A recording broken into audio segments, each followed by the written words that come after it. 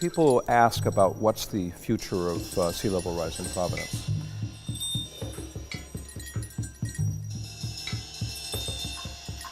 This is downtown Providence. Parts of the RISD campus, parts of the Brown campus, the new nurses school, the Brown Medical School, all of this is in the floodplain.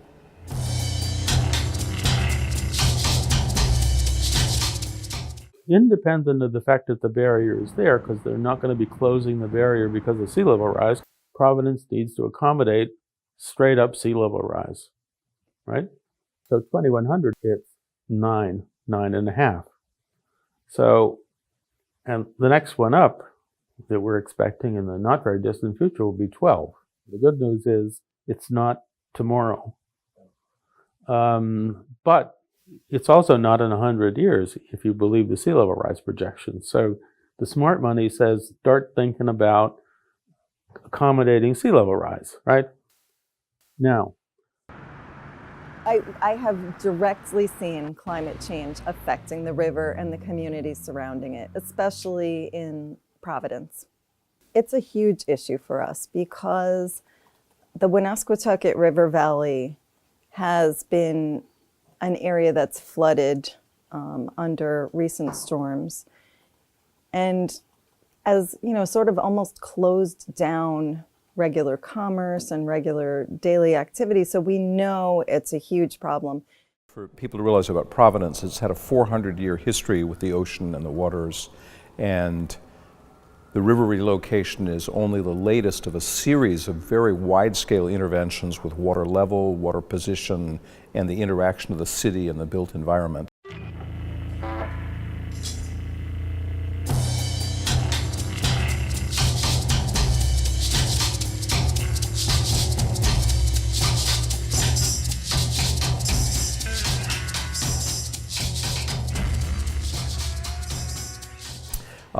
Moving the rivers is an interesting example because it involved private ownerships of land, transportation issues, highway issues, railroad issues, environmental issues, government leadership, government engagement, and civic inclusion of citizenry, all towards the goal of making a successful downtown.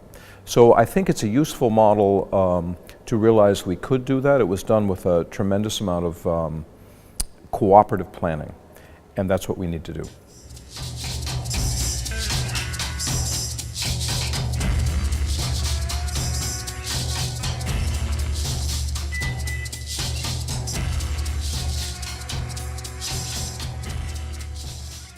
There was a sort of shared or common interest in doing something about Providence. Without that, this sort of extraordinary change in the landscape couldn't have happened.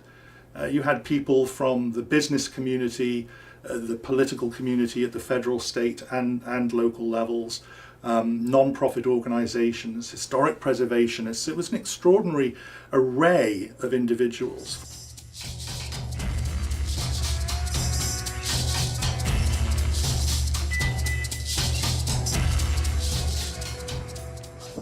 You know, we've now made the waterfront something that people really care about. It's really quite extraordinary. Whereas the waterfront was a place that people had turned their back to and the city had turned it back to.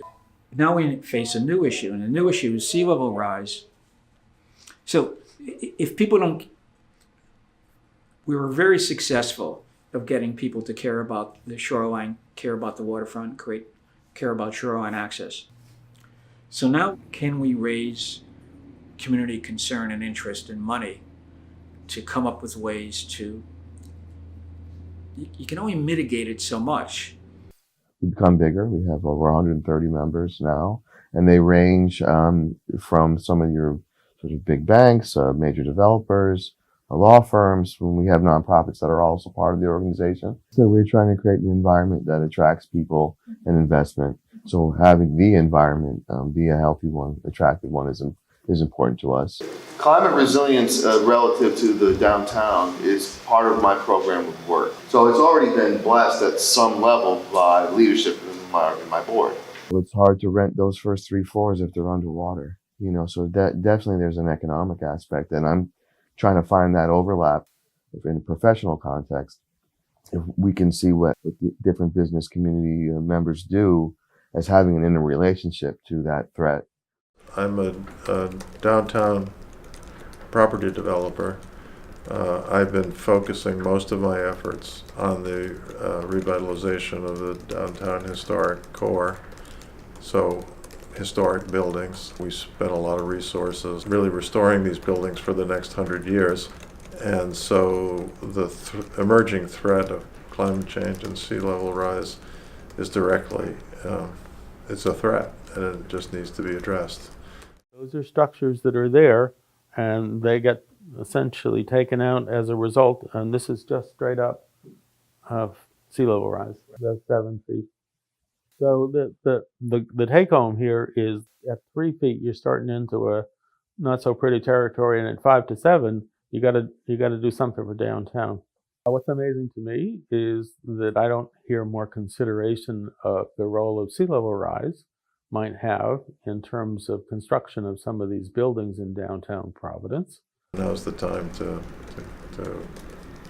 circle the wagons and discuss it. The moving of the rivers and the railroad tracks was accomplished during a time when those institutions were here. I mean, there are definitely people from the banks that are part of the chamber and the Rhode Island, the Providence Foundation, but they don't carry a lot of financial weight with them. And so I really think the institutions who have, if anything, grown in their resource since that time and in their influence in the city will be, one of the leaders of this conversation, along with, as I mentioned, the real estate industry, which will be directly affected, and hospitals, healthcare, and it's just a different dynamic and much more immediate. It's not just about the business community anymore. It isn't just about the economic commerce of Providence. It's quality of life. It's like, how do you live day to day with these issues happening? And it's not the top-down business community that's going to be the brunt of climate change. It's the local grassroots community that is. And if they're not involved, if they don't have a say and they don't have a seat at the table, there's not going to be a lot of acceptance for it. And we're going to be making a huge mistake. It has to come from more than one level. It can't just be the business owners. It can't just be the nonprofits. And it's a big enough issue that we really all have to work together.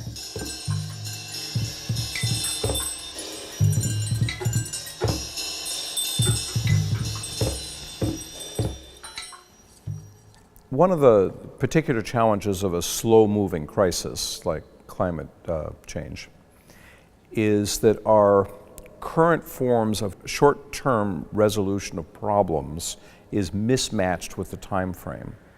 So, for example, if political leaders run on solving some of the long-term challenges, they can get voted out of office by someone who's falsely claiming it isn't a problem.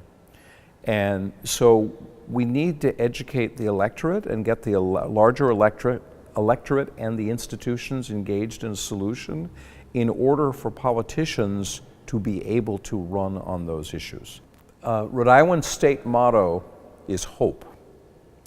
And hope is a wonderful thing, but just relying on hope is not going to solve the problems facing us for now. So Benjamin Disraeli always said, prepare for the worst and hope for the best.